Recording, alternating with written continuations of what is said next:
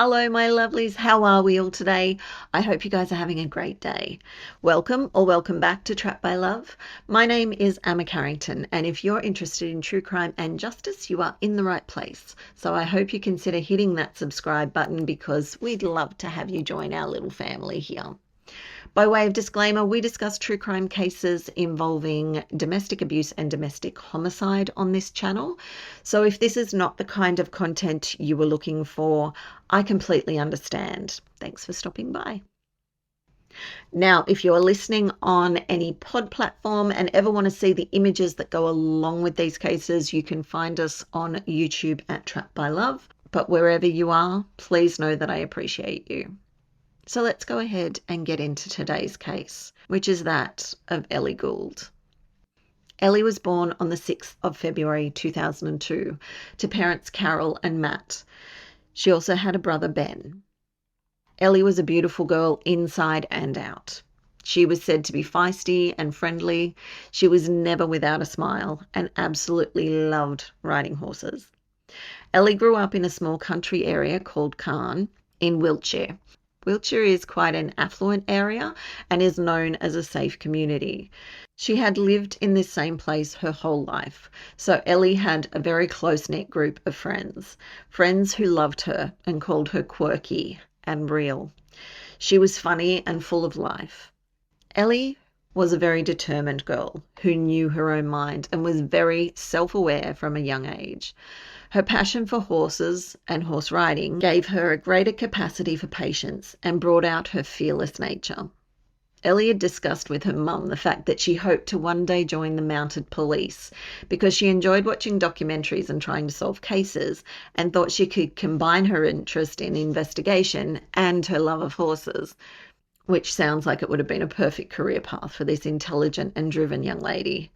And I wish I could say that she was working towards this goal as we speak. But that isn't how things go on this channel. And unfortunately, Ellie's story isn't any different.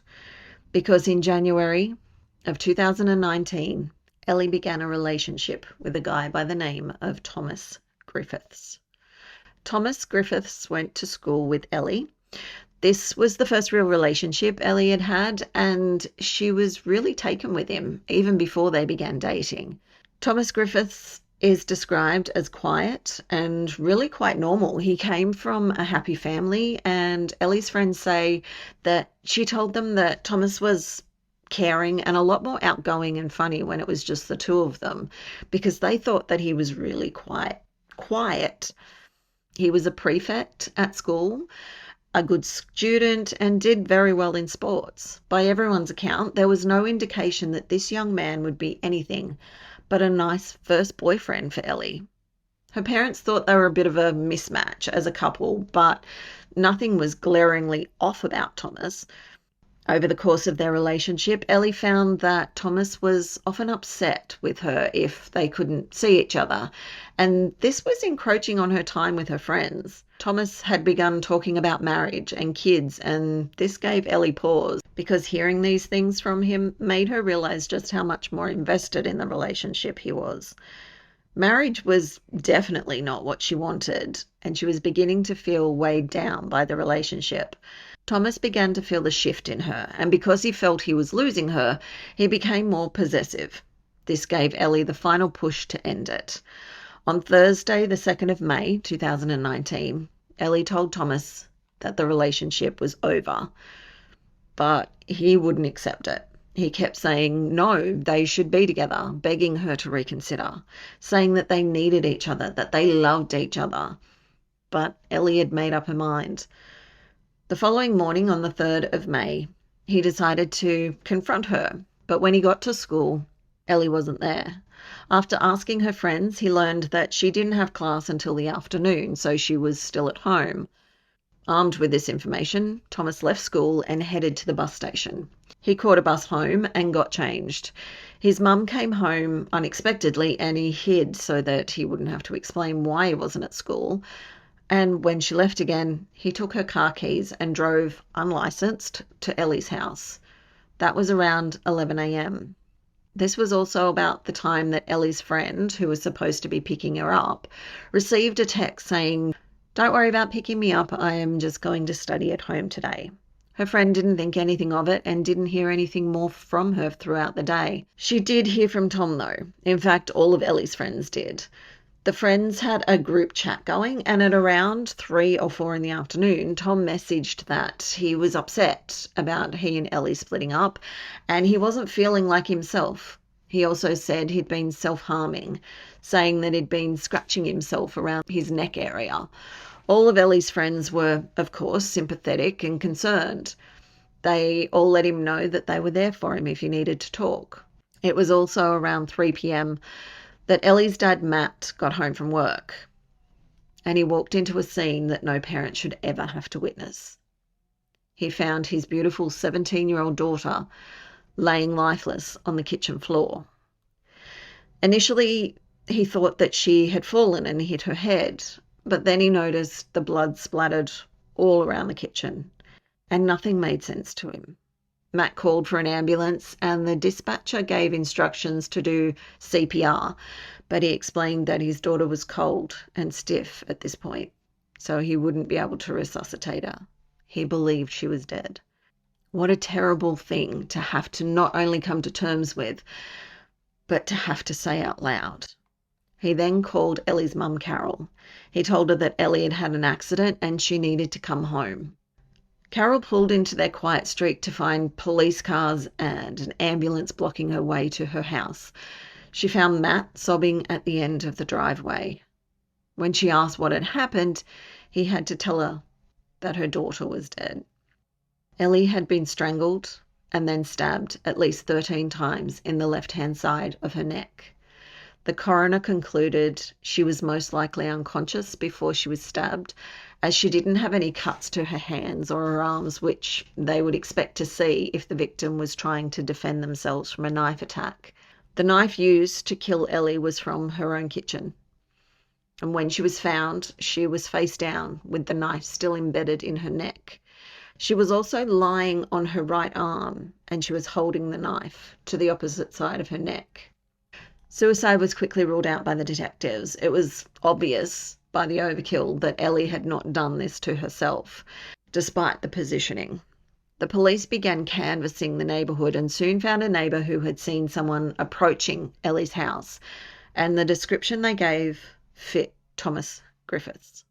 When police spoke with Thomas that evening, they saw fresh red scratch marks on his face and quickly arrested him on suspicion of murder. Thomas denied being anywhere near Ellie's house, but detectives were able to track his location via his mobile and put him in the area of Ellie's house between just before 11 a.m. until 11:51. The police went through CCTV footage and found the images of him on his bus ride home, and then another bus captured footage of the car he was driving. He continued to deny, though. He kept saying, "Nope, that wasn't me. Wasn't me driving." The evidence just kept stacking up, though. Detectives collected a pair of Tom's shoes from his home, and forensic testing showed that Ellie's DNA was on his shoes. When police went through Ellie's phone, they came to the conclusion that Thomas was actually the person who sent the message to Ellie's friend, telling her not to worry about picking her up. To do this, after she was dead, they believe he used her thumbprint to unlock the phone. The police believe that he sent this message so that Ellie wouldn't be found straight away. By the end of the weekend, police had no doubt that they had the person responsible, so they formally charged the 17-year-old Thomas Griffiths with Ellie's murder.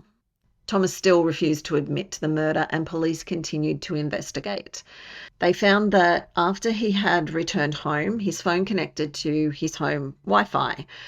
Then shortly after, it disconnected for around 18 minutes, which had police searching a nearby wooded area located about a 9-minute walk from Thomas's home.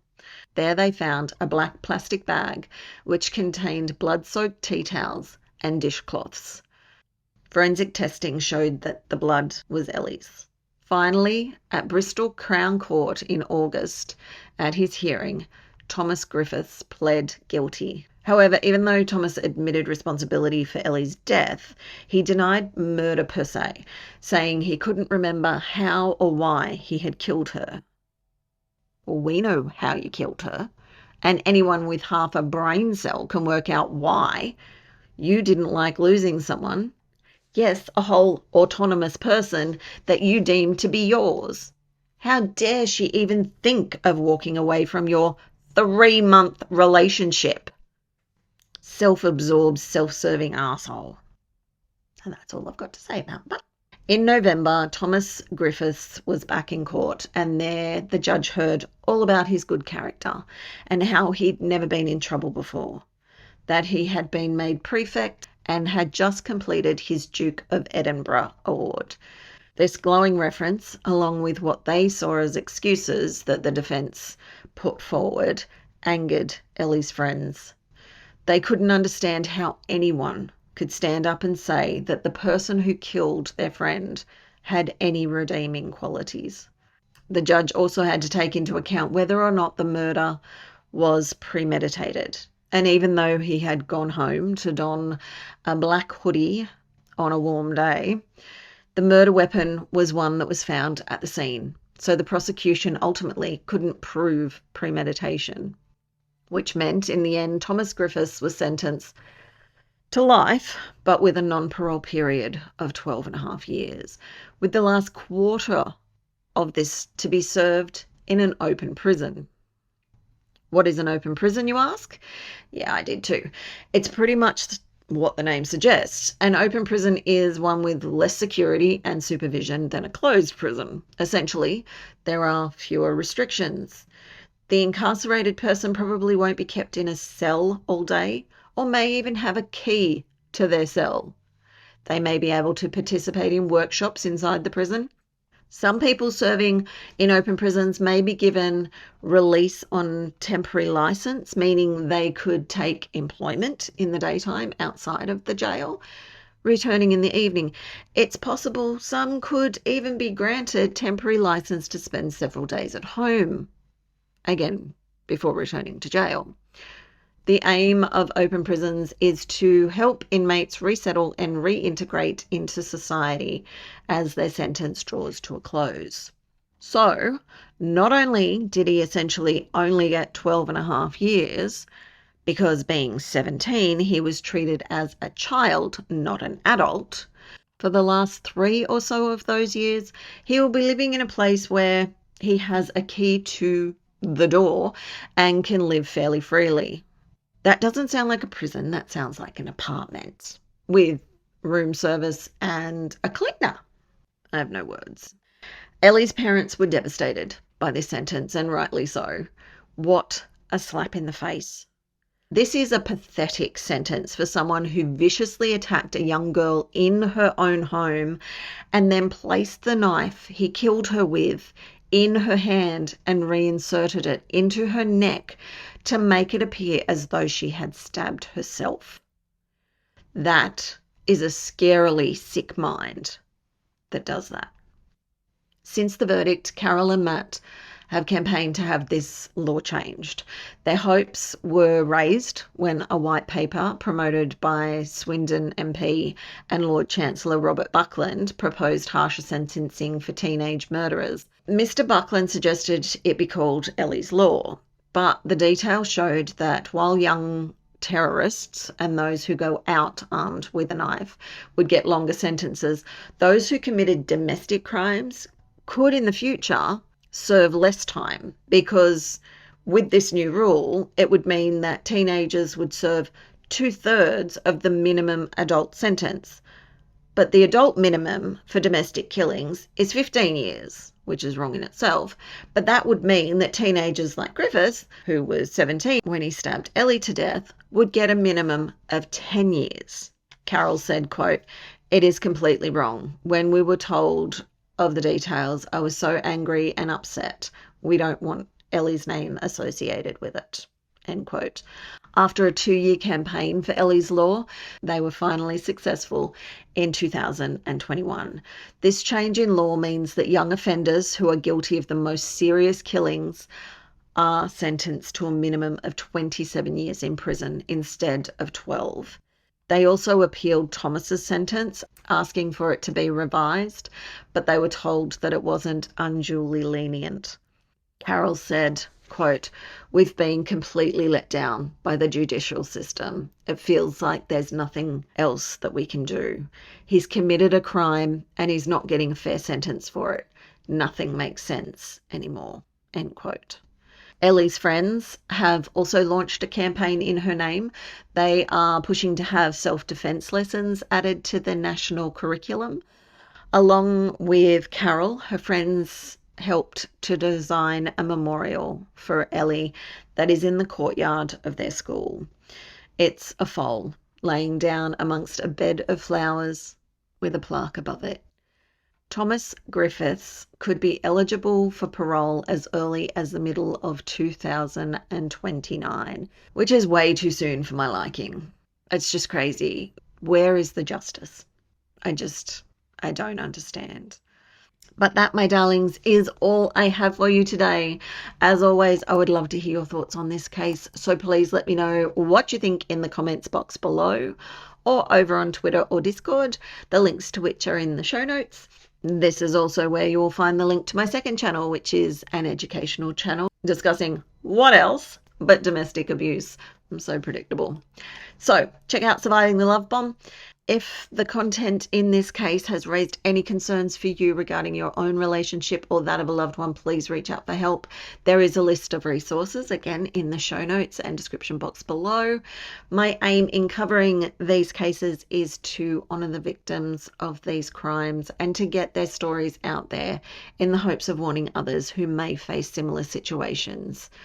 The hope is the more people who recognise the red flags and warning signs of abusive relationships, the less prevalent these cases will be in the future. I thank you again for joining me this week, and until next time, please take care of yourselves and be kind to one another. Bye.